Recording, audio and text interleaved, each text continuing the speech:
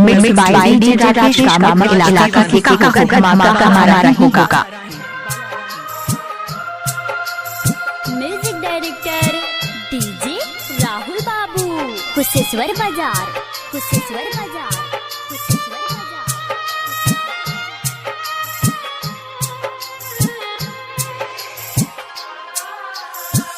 Mix by DJ Rakesh कामत इलाका के धमाका हमारा होगा।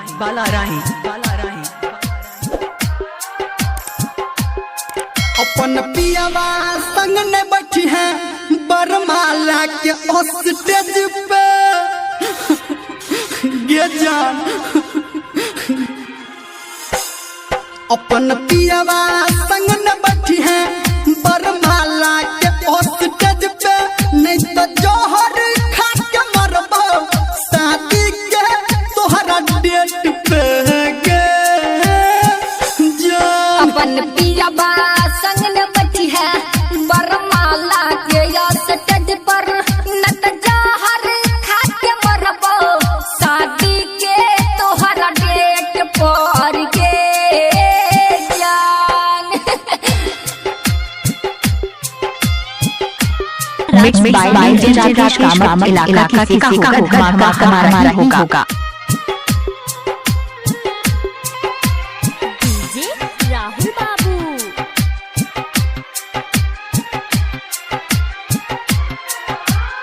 कुशेश्वर बाजार, कुशेश्वर बाजार।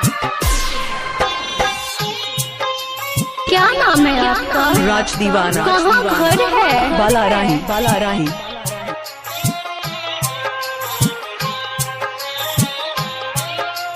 हमारा तू दिल से हटे बही मांग में से नूरा सजे बही पागल, तू हमारा बना के जब ही की जान गे, जब ही की जान गे। जब ही जब पियावा घर चढ़ी के तू गोली तकी है नहीं हमरा ओरी, सुन ले हमर जान गे, सुन ले हमर जान गे। शादी के लहब वीडियो डोली है नहीं जानू नेट पे, नहीं तो जोहर खा के मरबो शादी के तोहरा डेट पे गे जान। मिक्स बाय डीजे राकेश कामत इलाका के धमाका हमारा होगा। अभी आप सुन रहे हैं सावरिया म्यूजिक, डीजे राहुल बाबू।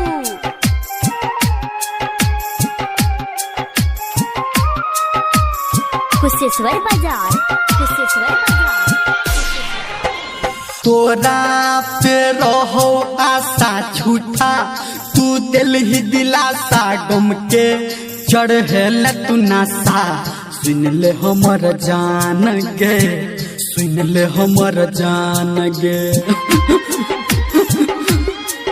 धर्मिंदर से कल ही शादी रोहित के घर उजारी, दिल पर चल लही यारी, सुन ले हमर जान गे, सुन ले हमर जान गे।